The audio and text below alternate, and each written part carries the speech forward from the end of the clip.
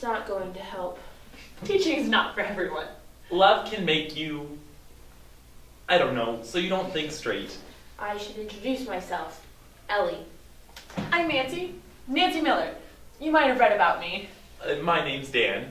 And I mean, I can explain it. Absolutely. But it'll only make things worse. Those kids were horrible. I still can't say a single nice thing. And their parents were just... I mean, I never could put it into words. Some people should not be allowed to have children. He was the best thing that ever happened to me. There was one little boy who would kick me as hard as he could. Every chance he got. I couldn't believe it when he asked me out. It was like... ridiculously painful. Every day, every chance he got, kicking me. And he was one of the better ones, if that gives you any idea of how bad they really were. But really, I think if you could have seen that fire. I mean, it may not be your thing, but it was seriously impressive. Seriously.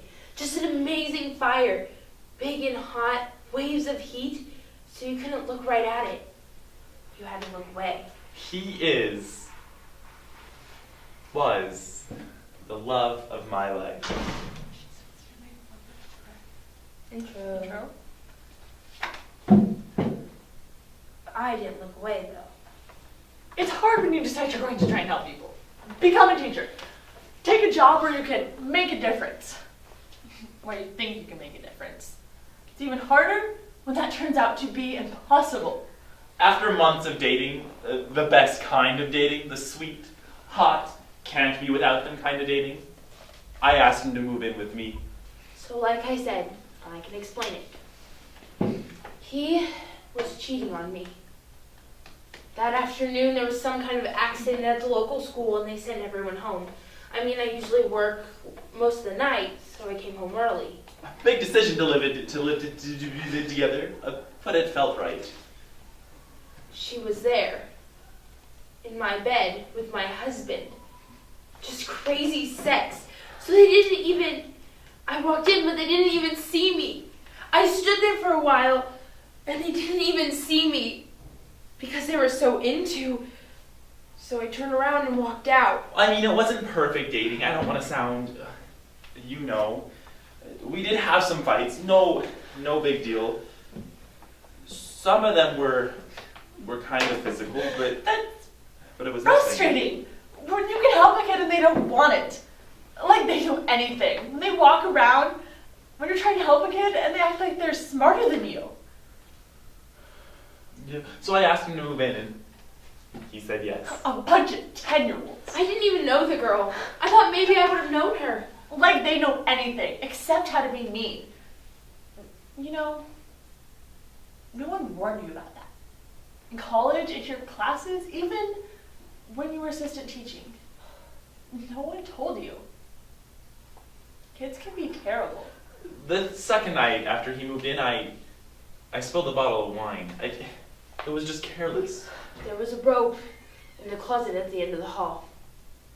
I could still hear them. I mean, he hit me so hard that I blacked out. Square in the jaw, just a sharp pain and then nothing. When I woke up, he was asleep. I wasn't even sure it had... And then I cleaned up the wine. I remember so vividly the moment when I just snapped. That started to happen a lot. Not the spilling. I was at my desk. The hitting. And I was trying to explain photosynthesis. Well, the way to explain photosynthesis to a bunch of 10-year-olds. The plants have their leaves and the sunlight shines down. Bright light shining in through the curtains. My apartment faced these security lights. It never really got dark, and he hadn't noticed until he moved in. So this became another sort of tension. I didn't tell him something. And it was my fault. As I'm trying to teach these kids, I'm at the board with my back to them, like this. And then I got hit with something. Hit hard in the shoulder. And then again in the leg, and again in my hip. And the guts of the bruises were becoming something that I had to explain. I felt like a bad after-school special. But then it seemed like most of the stuff actually could have been avoided if I had just paid more attention.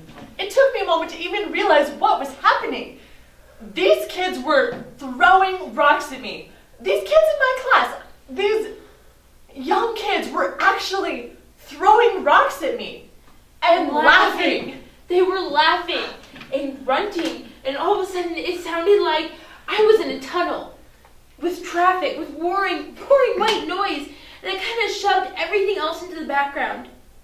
And I realized I was squeezing the rope so tight that my hands were raw. Well, I mean, that was okay for a while. He was the first person I ever loved. He was the first guy I ever had sex with, and really good sex. He was everything. I mean, you take the good with the bad. That's how it works, right? I couldn't even speak.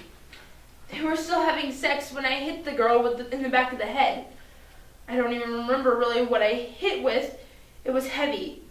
He screamed out, but it was muddled by the noise in my ears. After I hit a couple of times, he stopped moving. I mean, eventually I got to the point where I just stopped flinching. I didn't even try to avoid it, and he seemed to understand. I just accepted it. They were hitting me. While he was hitting me, Eventually I stopped hitting them and tied them to the bed. I took the rest of the day off.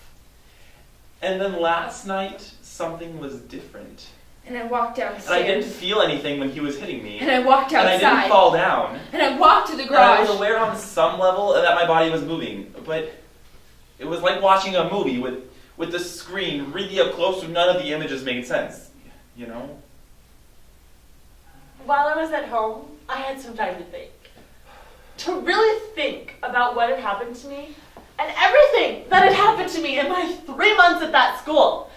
And I made some decisions about those 10-year-olds. If you can't teach them to even be human, then what good are they? It's all kind of a blur still. The garage is where we keep the gasoline. And then it was clear. I mean, really It was simple. really simple. It seemed so simple. I looked down and somehow he was on the floor and there was blood and I kept bringing my boot down on his neck and face and I remember thinking that it shouldn't be happening but not having any control over it. There was a point where I didn't even recognize him anymore and my boot was covered in blood. The healthiest snack in the world. I always carry a light. I mean, all of a sudden I could hear my breathing and my heart slamming in my chest. There were tears on my face, but I couldn't stop. Just like this. Whoosh. I passed them out and I said, all right, it's important that you all stay healthy, but I know not everyone loves to eat apples. So here's a deal for you guys. Whoever finishes their apple first gets an extra 20 minutes at recess. It all happened so quickly. It all happened so quickly. It all happened so quickly. They just started tearing into the apples, and I'll confess that it was exciting. It was exciting and horrifying all at once. It was a rush. A flame up the side of the building. Faster than I would have I imagined. didn't expect them to react with such enthusiasm for just an extra 20 minutes at recess. I thought it would somehow be harder. I had finally stopped. Might have used too much poison. I'm sure they woke up at some point. If I hadn't known they'd been so ferocious, I probably would have eased off a bit. I mean, I was covered in blood. I like to think I would have been more restrained.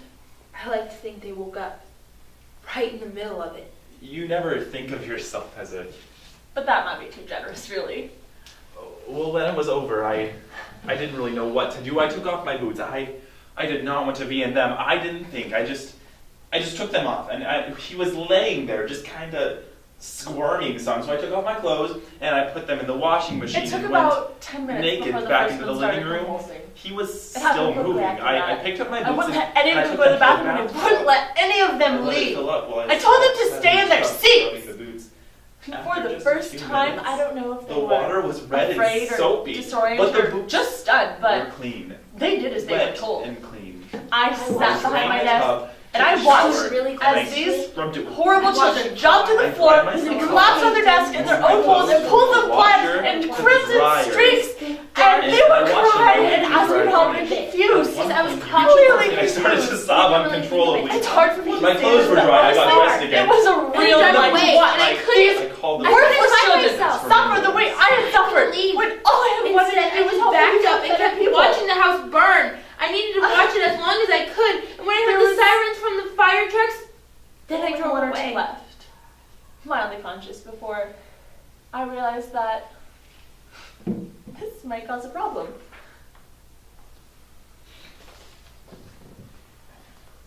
Oh, I knew they wouldn't understand. No one. So the general reaction didn't surprise me. Maybe some of the other teachers, but no. No one did. I feel like I could hear those sirens for hours before they actually got here. So I just sat on the couch, far away from it. But I think some of the teachers were secretly proud of me. It took forever, but I could hear those sirens.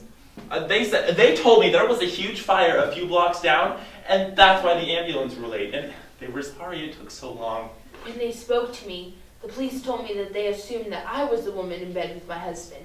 I told them I came home from drinks with friends, and I found him like that. So they were surprised. I don't even read the newspapers or watch TV anymore because of the ridiculous things people are saying about me. I rode with him in the ambulance to the hospital. I held his hand, and I waited while he was in surgery. There's going to be an investigation. I suppose that makes sense. Saying I hate children. Well, it's amazing what people will believe. I don't know what I'm going to do when he wakes up. When he can tell people what had happened, what I did to him. I didn't really try to cover anything up. I wasn't thinking, I guess. I wasn't thinking at all. Listen, I took that job because I love kids. And I'm still sure they deserved it. I can feel it in my bones. Those weren't kids, though, you see? They were something else. Well, I'm sitting alone now, and I wait. I've been told as part of this court thing that I'll be going to a hospital where someone will take care of me for a change. I sit by his hospital bed, and I think about what he might say when he wakes up. If he'll remember it at all. I mean, I barely do. It doesn't make it better. That will be nice. Healthy or, I don't know. But the doctors, due to the extent of his injuries, they don't think he's gonna wake up. I wish I could describe the fire to you. It was... Doesn't matter. Anyway, no harm done. But the thing I remember the most. Pride. Apple?